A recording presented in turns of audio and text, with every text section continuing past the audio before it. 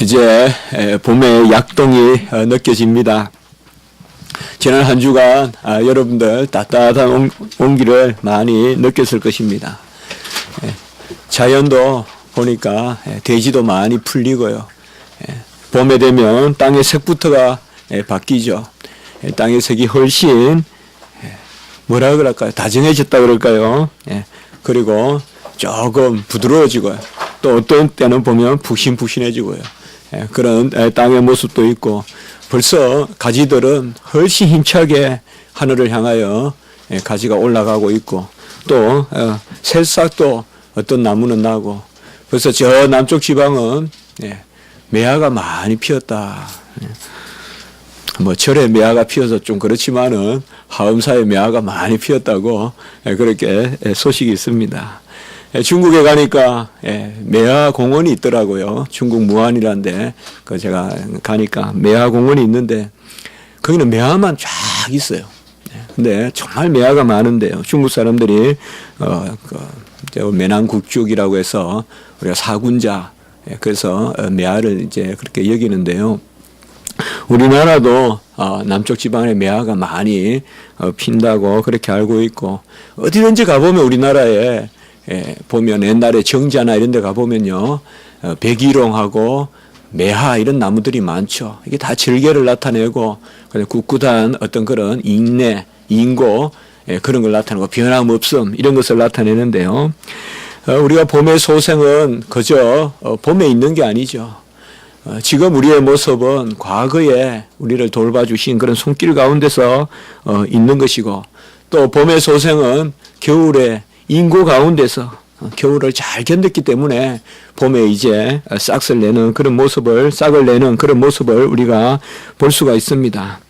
어김없이 봄은 오지만은 봄은 그저 오는 것이 아니고 하나님의 겨울 내내 준비된 손길에 의해서 봄이 온다는 것을 우리가 알 수가 있습니다.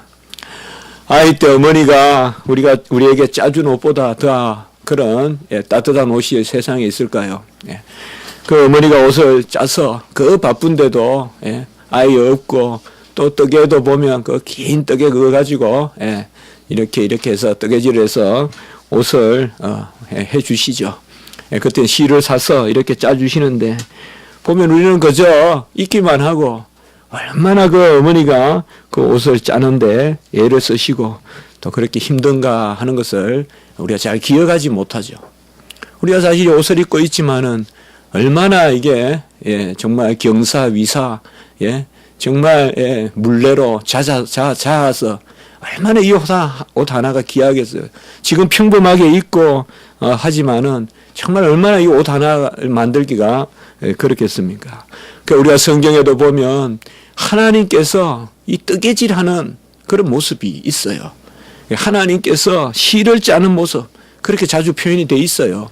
그래서 바로 그런 하나님의 애쓰심이 있기 때문에 우리에게 이러한 놀라운 봄의 그런 약진과 그런 따뜻함이 느껴지는 것입니다. 모든 것이 하나님의 영광을 위하여 있고 모든 것이 그렇습니다. 연약한 것에 귀한 것이 담기는 것인데요. 땅이 귀한 것이 아니라 바람을 불게 하시는 하나님의 은혜가 귀한 것이고 또 자연 자체가 귀한 것이 아니라 살아계신 하나님이 귀한 것이죠. 모든 것이 그렇습니다.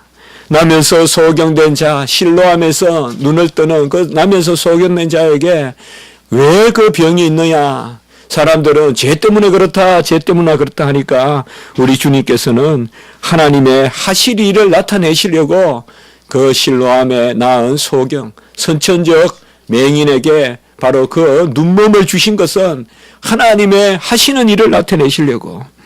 나사로가 왜 병이 걸리고 급기야 죽게 되었습니까? 그것도 사람들이 어떻게 이렇게 말을 하겠지만은 우리 주님께서는 그는 죽는 것이 아니라 잔다 하고 이것이 바로 하나님의 영광을 위한 것이다라고 이야기하고 있습니다. 병도 있고 죽음도 있어요. 어떻게 보면 겨울의 모습이라고도 볼 수 있어요. 그러나 병과 죽음도 이 봄에 하나님의 영광을 위하여 하나님께서 다 준비하시는 것입니다. 우리 성도들은 죽어야 돼요. 어쨌든 죽어야 돼요. 우리가 명랑하고 싶고 즐겁고 싶고 한없이 기쁘고 싶지만은 그 길은 유일하게 날마다 죽는 길밖에 없어요. 생명을 내는 길은 죽는 수밖에 없고 다시 싹을 내는 것은 죽는 수밖에 없어요. 바로 주님의 이 땅에 오셔서 보여주신 모든 것이 바로 그런 것입니다. 많은 표적을 행했지만은 요나의 표적 외에는 볼 것이 없다라고 이야기하는데 요나의 표적이 뭡니까? 바로 그 쓰라린 뱃속에서 쓴물 중에 쓴물, 물고기 그 뱃속에 쓴물이 얼마 쓰겠어요. 그곳에서 다시 살아나는 거죠. 요나는 인생의 삶을 살 때 일생일대의 큰 결단을 내리는데 그것을 물고기 뱃속에서 내리는데요.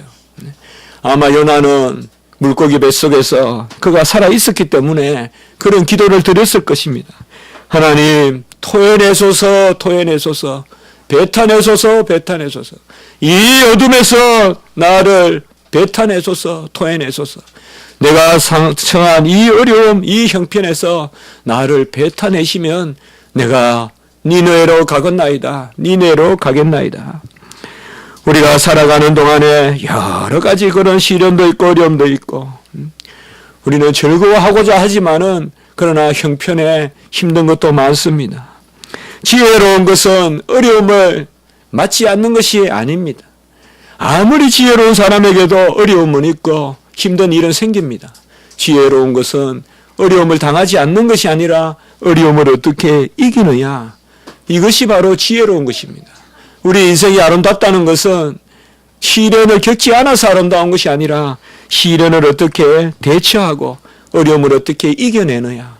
어려움은 일을 당할 때 먼저 힘들어하고 그것 때문에 우리가 한없이 다투고 또 가까이 있는 사람들을 오히려 우리가 가족들을 힘들게 하거나 그런 모습은 좋지 않은 것 같아요. 저도 많이 그런 생각에 회오가 있습니다. 회개하는 마음이 있습니다. 유학 가고 이렇게 할 때 힘들면 가족부터 힘들게 하거든요.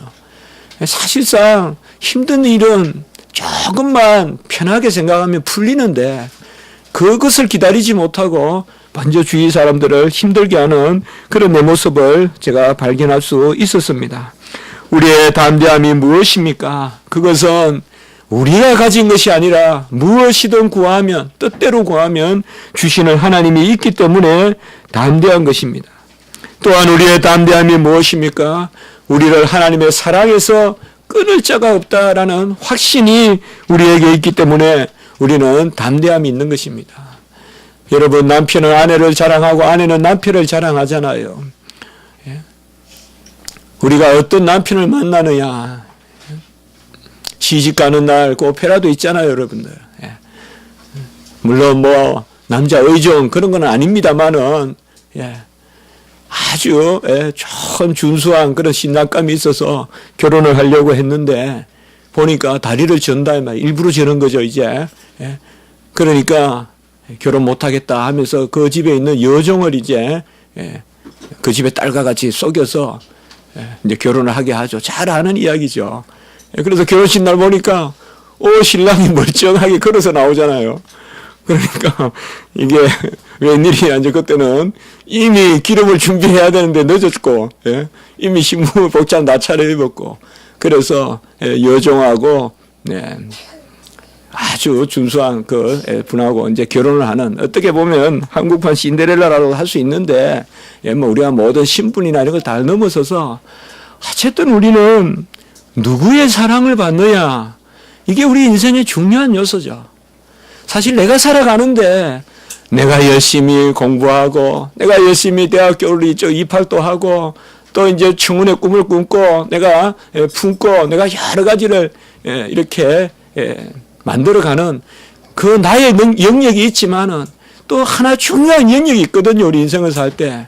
그것은 뭔가 하면 배우자를 만나는 것일 수도 있고 또 나를 사랑하는 사람을 만나는 거예요. 나를 사랑하는 사람을 잘 만나면 내가 얼마나 풍부해지고 부유해지고요. 모든 일이 긍정적이 될 수 있고요.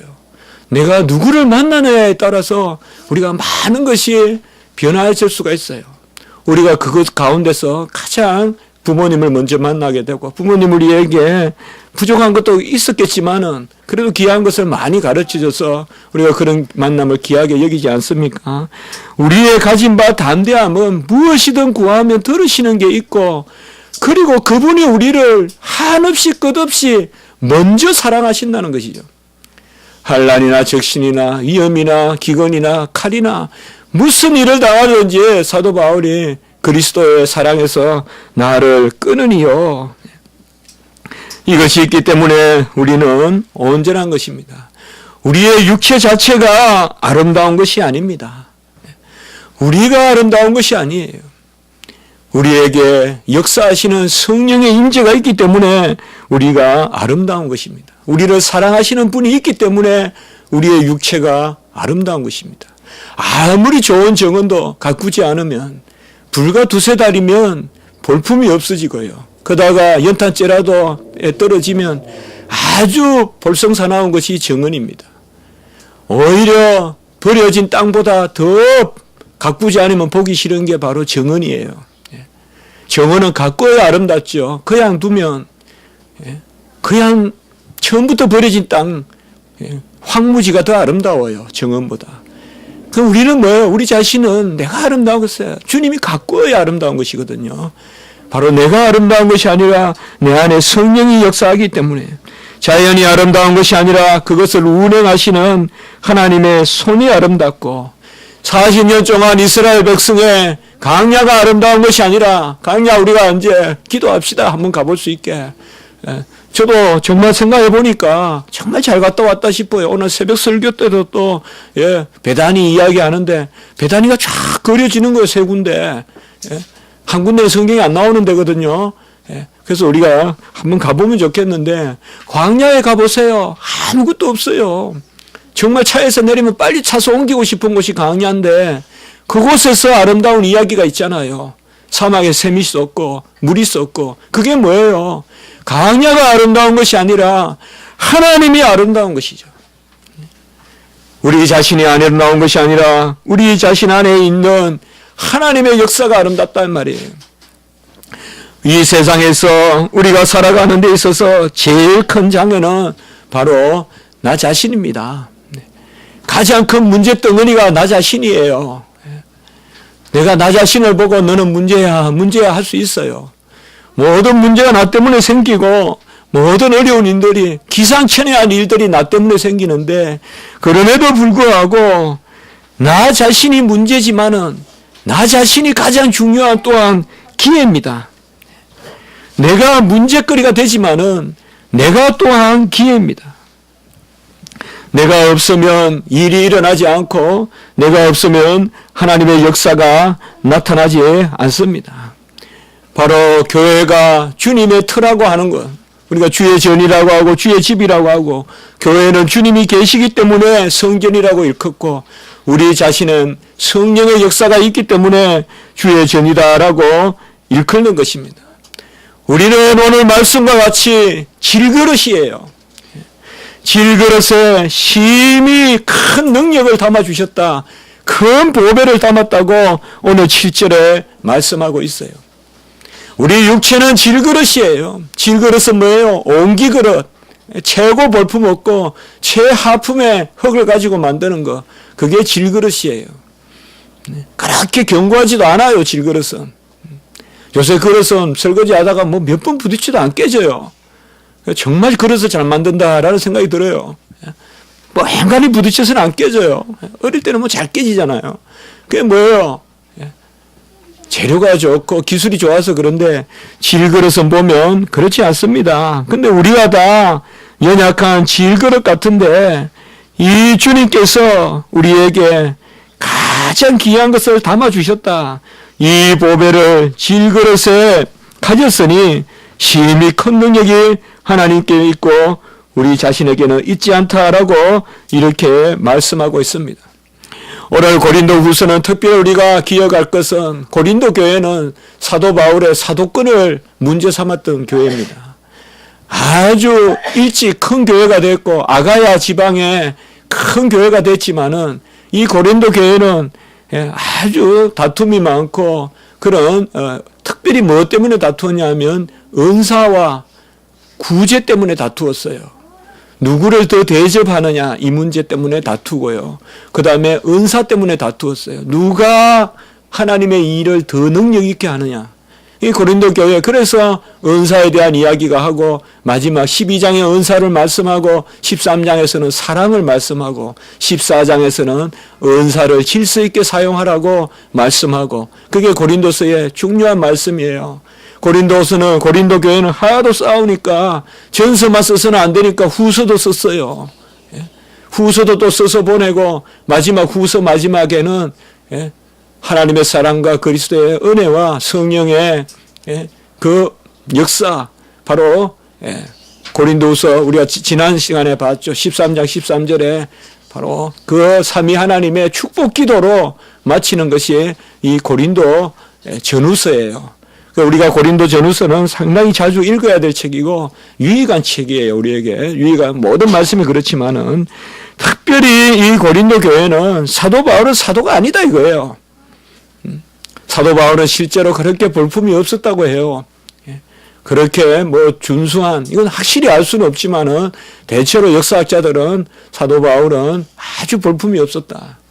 우리 주님도 볼품이 없어. 우리 주님은 이렇게 멋있게 그리고 하지만은 실제로 그렇다고 우리가 보기는 어려워요, 여러분들. 주님이 그렇게 준수하게 그림에 나오듯이 그런 모습일까? 이건 우리가 생각해 봐야 돼요. 사도 바울도 저도 전기를 한 2권 읽어봤는데요. 사도 바울도 보면 그렇게 준수하지 않고요. 몸이 아주 연약했고 정말로 스스로는 쓸 수 없는 그런 사람이에요. 어떻게 보면 다메섹에서 예수님을 만났을 때 큰 성령의 능력을 받았지만은 그의 육체는 질그릇과 같이 되어버렸어요. 다메섹에서 바울이 예수님을 만났을 때요. 육체는 쳐버린 거예요, 하나님이. 야곱의 힘줄을 끊어버리듯이 바울의 육체는 쳤어요. 저는 그렇게 생각해요. 그렇기 때문에 그게 평생 가시가 돼요. 육체의 가시가 있었어요. 육체의 가시는 예수님이 만나서 주신 거예요. 그래서 그것을 어떤 사람은 눈에 질병이 있었다. 그렇게 말도 하고 하지만 그 질병을 우리가 구체적으로 알 수는 없지만은 분명히 사도 바울은 심히 보배로운 것을 질그릇에 가졌다라고 이야기했을 때 자기의 육체가 볼품이 있었던 것이 아니요. 자기의 경력이 볼품이 있었던 거 아니에요. 자기의 경력이 뭐예요? 물론 공부도 잘하고 한 것 있지만 그게 교회에서 무슨 소용이 있겠어요? 교회와 관계된 경력은 뭐예요? 교회 사람들을 잡아 죽인 경력밖에 없잖아요. 스데반을 죽였던 경력밖에 없고 아주 혈기가 등등하여서 다메섹까지 사람을 죽이려고 쫓아왔던 그 경력밖에 없잖아요. 어떻게 보면 사도 바울은 심히 연약한 그 가운데서 사람들은 저 사도 바울이 무슨 사도냐라고 할 때 사도 바울은 자기의 사도됨을 고린도후서 11장 10절에 보면 그리스도의 진리가 내 속에 있으니 라고 이렇게 이야기해요. 그리스도의 진리가 내 속에 있으니 아가야 지방에서 나의 이 자랑이 막히지 아니하리라. 아가야 지방은 여러분들 고린도 교회라고 생각하면 돼요. 아가야 지방, 고린도 교회, 크게는 아덴 교회도 우리가 생각해 볼 수가 있고요. 그래서 그리스도의 진리가 내 속에 있으니 이 말씀이 오늘 말씀과 서로 통하는 것이죠. 아가야 지방에서 내 자랑이 막히지 아니하리라. 부득불 자랑하는데 내가 자랑할 것은 바로 내 속에 진리가 있다. 나는 심히 연약한 질그릇과 같지만은 내 속에 하나님이 그 보배로운 큰 보배인 진리를 담아주셨다 이 말이에요. 우리가 연약하다는 것은 금방 알 수가 있죠. 죽으면 우리 육체가 뭡니까? 아무것도 아니죠. 사도 바울은 그 연약한 것을 가지고 하나님을 위하여 사용했어요. 그의 육체로는 고린도후서 11장 3절에 고린도후서 11장 30절에 보면 부득불 자랑하는데 약한 것을 자랑한다고 했고요. 고린도후서 11장 24절 특별히 고린도후서 11장은 사도 바울의 고난당했던 그런 이야기를 많이 하고 있거든요. 39개의 매를 맞고 5번 맞고 우리 장인어른 이거 외워서 설교 때마다 자주 말씀하실 때 처음에는 뭐 저거 중요하다고 외우셨을까? 근데 제가 이제 살아보니까요. 40에 감한 매를 5번 맞고, 이 39대 5번 맞았다는 거잖아요. 보통 우리나라에 제가 저번에 읽었던 거 책에 보니까요. 병인, 박해나 이럴 때 보통 20대 내로 다 죽어요, 맞으면. 근데 사도 바울은 40대 감한 매를, 이건 아주 큰 매는 아닌데 그래도 39대예요. 이스라엘 사람들은 참 얼마나 선합니까? 우리가 베니스의 상인에 보면 이스라엘 그 사람 아주 그냥 비판하는 거 나오죠. 샬록을 비판하는. 진짜 살을 떼려고 칼을 들고 나오잖아요. 그런 게 이스라엘 백성이다라고 섹스피어가 비판을 한 건데요. 사실 이스라엘 사람들은 강한 민족이거든요. 그 40에 감한 매를 5번 맞고 3번 태장에 맞고 1번 돌로 맞고 스데반을 돌로 치게 했던 사도 바울은 1번 돌로 맞았고 그리고 3번 배가 무너졌고 파선했고 일주일 동안 바다에 갇혀 지냈고 요나가 3일 동안 뱃속에 있었다면 사도 바울은 일주일 동안 바다에 갇혀 살았고 강의 위험을 당했고 강도의 위험을 당했고 동족의 위험을 당했고 이방인의 위험을 당했고 시내와 강야의 위험을 당하고 바다의 위험을 당하고 거짓 형제 중의 위험을 당하고 수고하고 애쓰고 자지 못하고 줄이고 목마르고 굶고 춥고 헐벗었다라고 그대로 제가 성경을 읽었습니다. 이렇게 자기 자신의 고난을 이야기합니다. 이게 20대, 10대에는 그저 수사로만 보이는데 살아갈수록 이 한 절 한 절이 와닿습니다. 이것은 사도 바울이 그렇게 당했다는 것이고 정말 주를 위해서 내 연약한 육체를 사용했다는 거죠. 이것은 육체를 자랑하는 것이 아니고 내 연약한 육체를 하나님이 사용하셨다. 매를 맞게 하시고 태장을 맞게 하시고 돌을 맞게 하시고 헐벗고 굶주리게 하시고 그리고 후서 11장 28절에 보면 내 속에 눌리는 것이 있으니 모든 교회를 위하여 염려하는 것이라. 이걸 지금 사도 바울이 이야기해요. 육체로는 맞고 터지고 영혼으로는 교회를 위하여 염려하는 것이다. 하나님은 교회를 위하여 염려하시는 것도 상급으로 여기시는 줄 믿으시기 바랍니다. 교회를 위하여 염려하십시오, 여러분들. 마음이 중요합니다. 다 움직이지 못해요. 그러나 중심으로 마음을 쓰는 것이 중요해요. 그 사도 바울은 영육간에 연약해요. 그런데 내 이 연약한 육체를 가지고 하나님의 영광의 도구로 사용하셔서 맞게 하시고 터지게 하시고 돌에 맞게 하시고 그리고 내 영혼을 사용하셔서 하나님은 내 영혼의 염려를 통하여서 하나님 나라를 극정하게 했다 이 말이에요. 우리는 우리 자신이 한 것이 아닙니다. 우리는 우리 안에서 역사하시는 하나님이 귀한 것입니다. 이것을 생각할 때 너무 감사하고요. 내가 물론 세상에서 기회가 뛰어나고 학문이 뛰어나서 내 영혼과 육체가 그곳에 잘 사용되는 것도 너무나 중요하죠. 너무나 감사하죠. 그러나 내 영혼과 육체가 주의 일을 위하여 사용하고 영의 도구가 되고 영의 직분을 감당하고 의의 직분을 감당한다면 죽음의 직분으로 사람들이 살고 있다면 우리가 의의 직분, 영의 직분을 감당한다면 그것이 얼마나 감사한 것이겠습니까? 제가 설교를 준비하다가 옛날 파리에 갔을 때 거기에 피카소 박물관이 있어요. 피카소 박물관인데 우리나라에도 한번 와서 전시하더라고요. 그 박물관이 거기 보면 퐁피두라는 데가 있고 이런 퐁피두라는 이름 들어봤죠. 영화 이름도 있건데요. 퐁피두에 가보면 아주 그 건물 안에 우리가 보면 보일러라든지 이런 거 다 숨겨놨잖아요. 건물에 보면. 우리는 이제 건물이 이렇게 뭐 뒤에 무슨 간 이런 뭐 전선 이런 거. 근데 퐁피두 건물에 가보면요. 파리 가시면 안 가보세요. 그런 것을 다 보이게 해놨어요. 관이나 이런 거, 이제 보일러, 이런 것들. 이제 거기에서 조금 가보면, 우리가 거기서 걸어서 갔던 기억이 있는데요.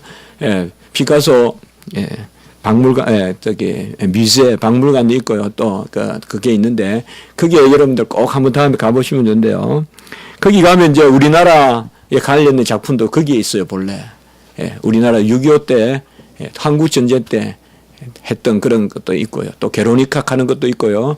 거기에 하나 인상 깊은 게 아마 제가 나오다가 봤는가 보면요. 바로 항소머리라는 게 있어요. 항소머리. 항소머리라는 작품인데요. 이게 최근에 수백억에 경매가 됐다는 거죠. 근데 이 항소머리가 뭔가 하면요. 되게 보면 어린애 같아요. 피카소 작품이 보면 어린애 같잖아요. 어린애 같은데 보면 자전거 안장을 이렇게 항소 얼굴로 하고요. 그 핸들을 있죠. 핸들을 거꾸로 이렇게 배치시켜 가지고 그게 항소의 뿔이에요. 그다가 눈 이렇게 두 개 이렇게 해놨어요. 그게 피카소의 작품이에요. 그게 항소머리예요. 이게 길 가다가 주워서 만든 거예요. 자전거 내버린 거.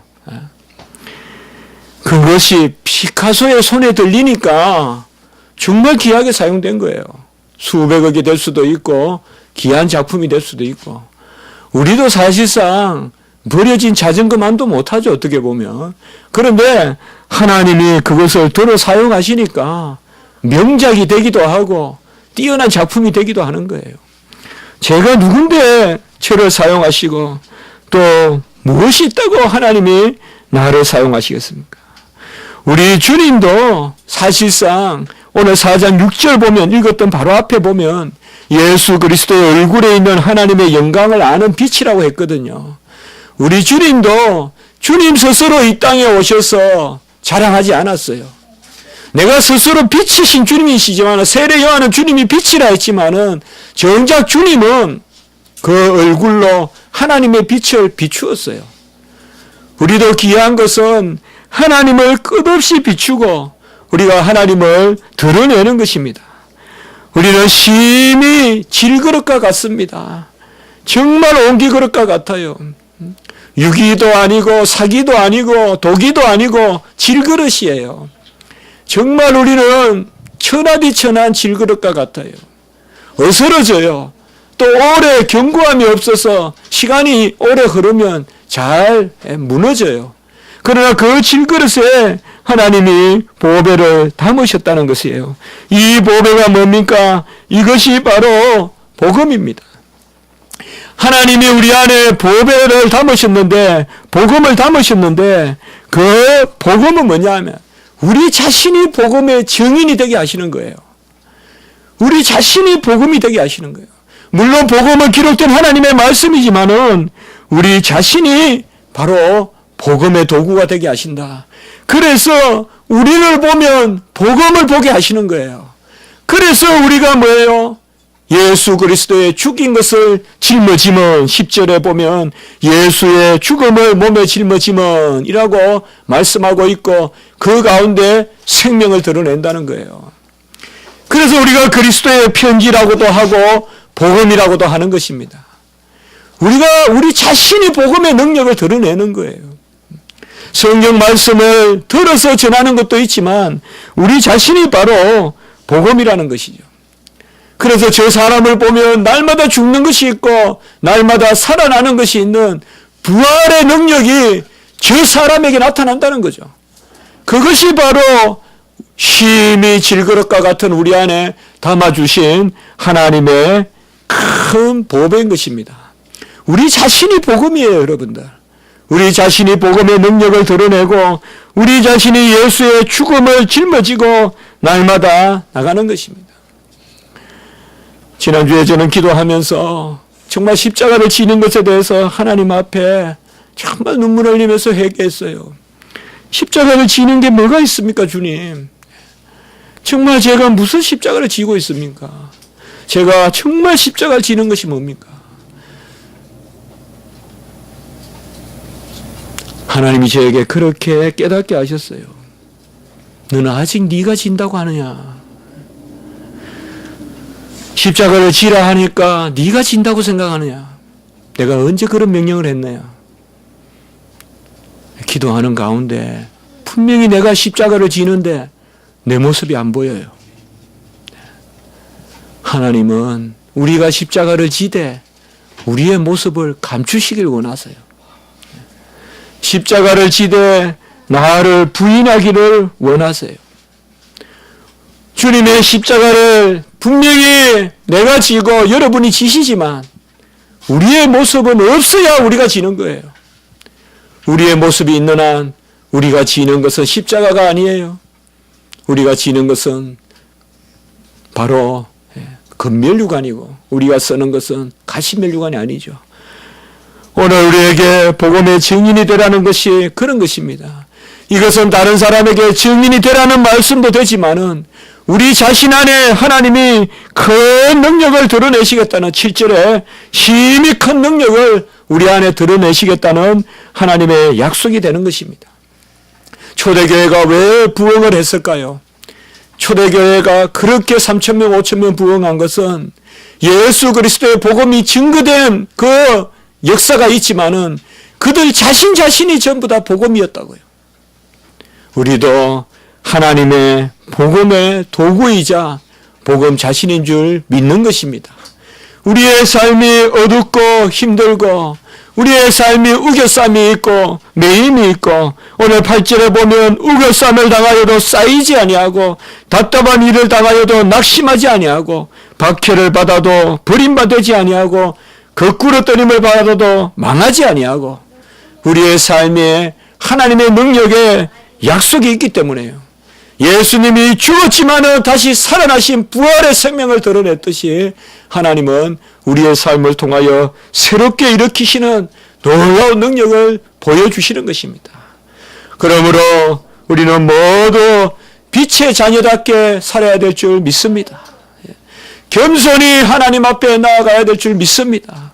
내 날개는 내 발은 감추고 내 얼굴도 감추고 날개로 조용히 나는 그런 주의 성도들이 되어야 될 줄 믿습니다. 이사야가 성전의 환상을 보았잖아요. 우시야 시대 때 이사야 6장에 보면 그때 성전에 서랍들이 가득 차잖아요. 서랍은 천사죠. 근데 그 천사들이 뭐예요? 날개가 6개가 있는데 두 날개는 얼굴을 가리고 두 날개는 천사의 얼굴이 있습니까마는 두 날개는 얼굴을 가리고 두 날개는 발을 가리고 두 날개는 난다. 그리고 두 날개로는 날았다라고 이렇게 표현하고 있습니다. 두 날개로 난단 말은 뭘까요? 주의 일을 하라는 거예요. 그러나 발을 가리라는 말은 뭐예요? 네 발로 뛰지 말라 이 말이에요. 하나님의 능력으로 날개 하심으로 네 연약한 발로 깡총깡총 뛰려 하지 마라 이 말이에요. 발은 있어도 발은 가리라 이 말이에요. 그리고 생색내지 마라 이 말이에요. 얼굴을 가리라 이 말이에요. 얼굴도 가리고 발도 가리고 날개짓을 치지 않는 우리 자연에 보면 1초에 수십 움직이는 그런 날개짓을 하는 뭐 벌새나 이런 것도 있잖아요, 여러분들. 맞는지 모르겠는데요. 우리도 끊임없이 날개짓을 하되 그 날개짓은 힘이 조용한 가운데 하나님의 영광만을 드러내고 우리는 숨기는. 여러분, 썩어야 합니다. 죽어야 합니다. 우리는 우리 자신을 죽여야 합니다. 여러분. 죽이는 즐거움으로 살고 썩이는 즐거움으로 사십시다. 지는 마음으로 살고 이기려고 하지 마십시다. 잎이 날카로우면 열매는 아직까지 설익은 것입니다. 잎이 떨어져야 열매가 성숙합니다. 잎이 떨어져야 돼요. 잎이 날카로운 사과는 아직까지 맛있지 않아요. 잎이 떨어질 때쯤 되는 그 사과가 정말 맛있어요. 우리 집 가수원 했거든요. 정말 잘 알아요, 제가요. 가장 맛있는 사과는 그런 사과예요, 여러분들. 그때 보면요, 먼저 잎이 겸손을 보여주고요. 나중에 저는 다른 거는 못하지만은 간혹 한번 쇼핑 가면 과일은 제가 고르거든요. 그 중에 사과. 수박은 저는 잘 몰라요. 수박은 정말 때려도 몰라요. 요새 수박은 여러분 걱정할 거 없어요. 예. 예. 뭐 억지로라도 빨갛게 만들어서 판다니까. 예. 예. 사과는 보면 있잖아요. 겸손한 사과 고르면 돼요. 겸손한 사과. 겸손한 사과가 뭔지 압니까? 일단 반질반질한 건 맛없어요. 반질반질한 사과는 고르지 마세요. 그 다음에 사과 이렇게 보면 그 요렇게 사과 이렇게 꼭지에 조금 터져 있는 거. 예? 자기 자신을 부인하는 사과예요.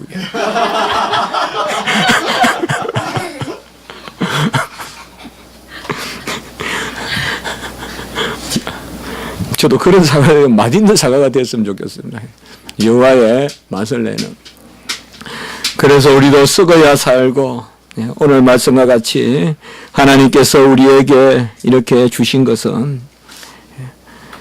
어려움을 당하고 힘들어도 왜 자꾸 어렵다 하나 힘든다 하나 그렇게 여러분 생각하지 마시고 우리의 삶에 그런 단면들이 있지 않습니까? 그래도 우리가 하나님 앞에 다 내어놓으면 오늘 14절의 말씀에 보면 13절의 말씀에 보면 믿음의 마음을 가졌느니라고 이렇게 말씀했거든요.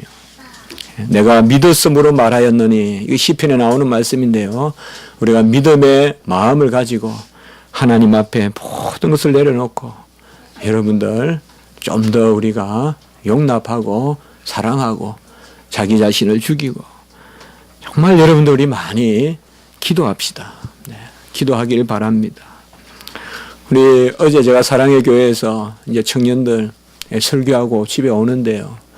거기는 부르기도 하더라고요. 청년들이 얼마나 많은지. 청년 리더들만 모였는데도 한 400명 돼요. 그러니까 청년들은 얼마나 많겠어요. 뭐 부럽다기보다. 그런데 오면서 우리 이제 집사람이 어제 늦게 왔습니다. 10시까지 설교하고 집에 오니까 11시가 좀 넘었는데 당신은 요새는 한국에 처음 들어와서는 말씀만 설교하더니 요새는 기도를 많이 강조한다. 그런 말을 하는데요. 제가 모르겠습니다. 하여튼 여러분들 기도는 정말 즐거운 것이고요. 우리가 많이 기도에 힘쓰면 좋겠고요. 말씀을 제대로 읽는다 하면서 기도하지 않으면 그건 거짓말입니다. 말씀과 기도에 함께 힘쓰고요. 우리가 서로 협력했으면 좋겠어요. 이번 주에 외국에 책 주문한 게 4권이 왔거든요. 여러분들 외국에 책 주문하는데 한 책 한 권이 한 25달러, 30달러 한다고 치봅시다. 책 주문하면 항상 막 힘들어요. 한번 생각을 해보세요. 제가 책을 주문하죠. 그러면 거기에서 본사에서 이 책이 있는 것을 수소문해요. 그러면 제가 가본 적도 있거든요. 시카고 이런데. 그러면 그런 시카고에 있는 어느 구석의 서점에 알려요. 그러면 어느 구석에 있는 서점에서 그 책을 가지고 다시 우편으로 보내요. 그 우편이 다시 항공기로 가요. 그래서 항공 에어 서비스가 돼가지고 항공 우편으로 한국에 들어와요. 그러면 한국에서 세관을 또 통과하겠죠. 그래서 다시 뭐예요? 포스트 오피스로 가겠죠. 우체국으로 가겠죠. 우체국에서 다시 우체국으로 오지만 결국 그 과정에 누군가 택배를 해야 되겠죠. 그렇게 해서 우리 집에 오죠. 사실 이거 생각하면 책 주문 못해요. 그러나 뭐예요? 하나하나 한 사람 한 사람은 나누어서 일하면 돼요. 이 사람이 조금 일하고. 그러니까 뭐예요? 제가 주문하면 주문받은 CBD에서는 그 사실만 알려주면 돼요. 그러면 그 책을 가지고 있는 사람은 간단해요. 그 사람은 여러 가지 신경 안 써도 돼요. 자기가 가지고 있는 책을 우체국에 붙여주면 돼요. 우체국에서는 또 그 일만 하면 돼요. 예? 항공에 보내면 돼요. 항공은 또 뭐예요? 옮기면 돼요. 우리가 혼자는 다 할 수 없어요. 그러나 일을 나누면 얼마나 수월한지 몰라요. 그래서 우리 십자가지기 교회도 이러한 은혜가 함께 있었으면 좋겠다. 그래서 어렵고 힘든 일이 있을 때 정말 우리가 함께 기도하고 함께 이겨나가고 함께 협력하자라고 오늘 말씀을 나누는 것입니다. 한번 기도드리겠습니다. 거룩하고 자비로우신 하나님 아버지, 질그릇에 큰 보배를 가시고 심히 큰 하나님의 능력을 드러내시는 하나님의 은혜로 인하여 감사합니다. 우리는 그야말로 질그릇 맛도 못합니다. 버려진 정원과 같습니다. 하나님, 우리에게 아름다운 꽃도 심어주시고 주님께서 친히 조경하여 주시고 친히 길러주시고 우리가 심히 아름다운 보배를 가졌으니 그 보배를 드러내는 빛과 소금과 편지가 될 수 있도록 주여 도와 주시옵소서. 예수 그리스도 이름으로 감사하며 기도드리옵나이다. 아멘.